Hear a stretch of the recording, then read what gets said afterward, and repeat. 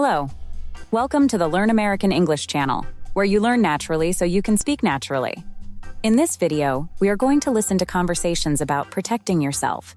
This video is divided into two parts, where the characters will talk about protecting oneself during travel and natural disasters.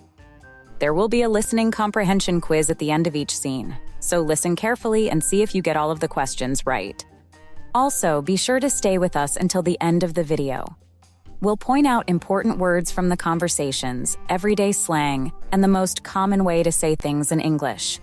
Watch for these words and phrases in the subtitles. You'll find their meanings in the vocabulary section in the last part of the video. Are you excited? This should be fun.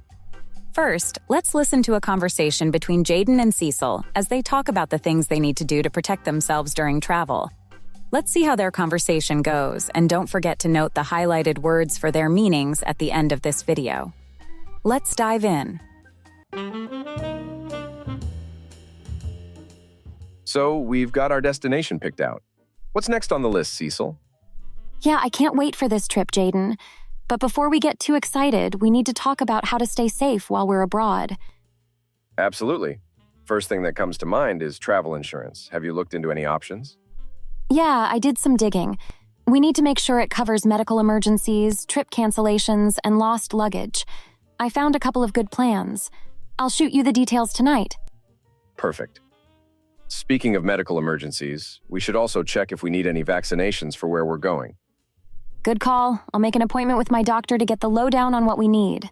Better safe than sorry, right? Agreed. What about our passports? We should make copies of them just in case we lose them. Definitely. I'll scan mine and email it to myself, plus keep a hard copy in my luggage. And we should register with the embassy once we get there. It's a good way for our families to contact us if there's an emergency. That's a smart move. What about our money? How do you plan to handle it? I was thinking of carrying a mix of cash and a travel-friendly credit card. We should also give our banks a heads up about our travel plans to avoid any hiccups. And maybe set up mobile alerts for any transactions. That way we can keep an eye on our accounts. Good idea. We should also brush up on the local laws and customs. We don't want to accidentally step on anyone's toes or get into hot water. Yeah, I've read that in some places, certain gestures or even the way you dress can be a big deal. Let's make sure we're respectful. For sure. Oh, and what about communication? Should we get local SIM cards or just use our international plans? I think local SIM cards might be cheaper. We can grab them at the airport when we land. Sounds good. And for our accommodation, we should keep the address and contact information handy, just in case we get lost. Agreed. Let's also share our itinerary with our families so they know where we are at all times. Perfect. Anything else we're missing? Maybe just a basic first aid kit. It never hurts to have some Band-Aids and pain relievers on hand. Great thinking. I think we've covered all the bases. Now let's get back to planning the fun stuff. Ha ha, yes, like all the food we're going to try and the places we'll explore.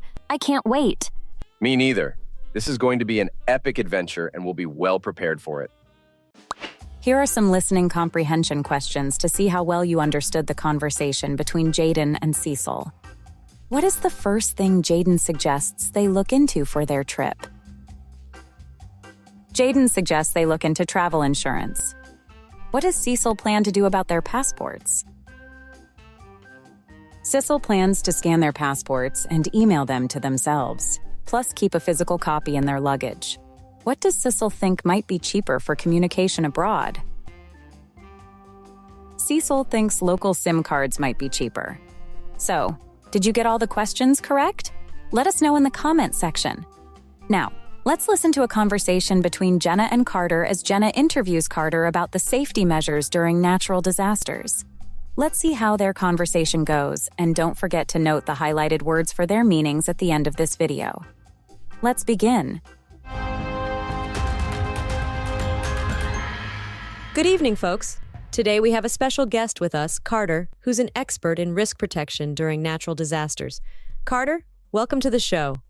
Thanks for having me, Jenna. Always a pleasure to share some life-saving tips. Let's dive right in. So, Carter, when Mother Nature decides to throw a tantrum, what's the first thing people should do? Well, Jenna, when the weather gets wild, the first thing you need to do is stay informed. Keep an eye on weather updates and warnings, You don't want to be caught like a deer in headlights. Absolutely. Now, what about preparation? Any golden rules for staying safe? Oh, for sure. The old saying, better safe than sorry, really applies here.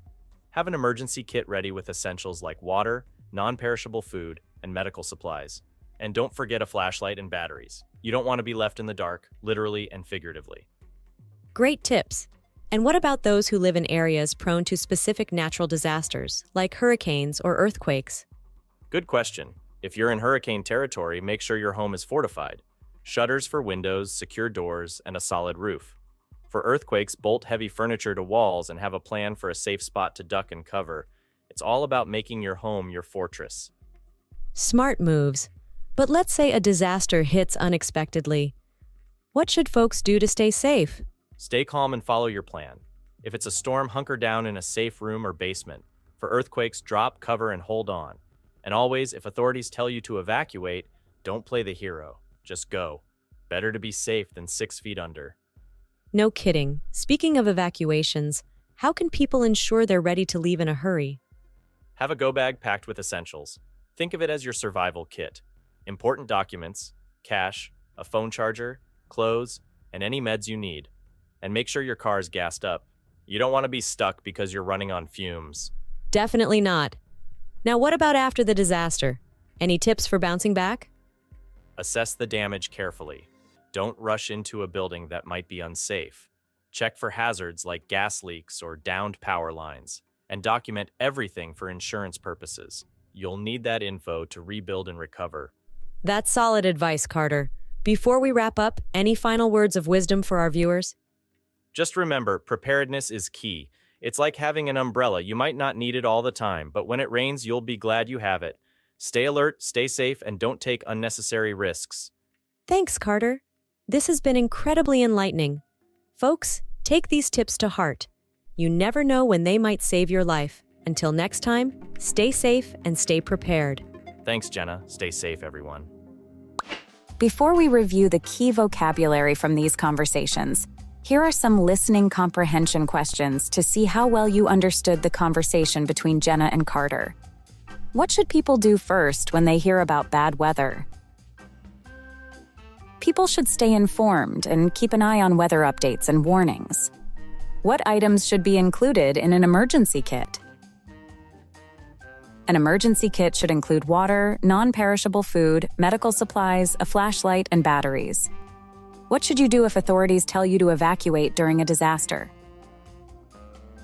If authorities tell you to evacuate, you should leave immediately and not stay behind. So, how many questions did you get right? Let us know in the comments section. Now let's review the vocabulary from these conversations.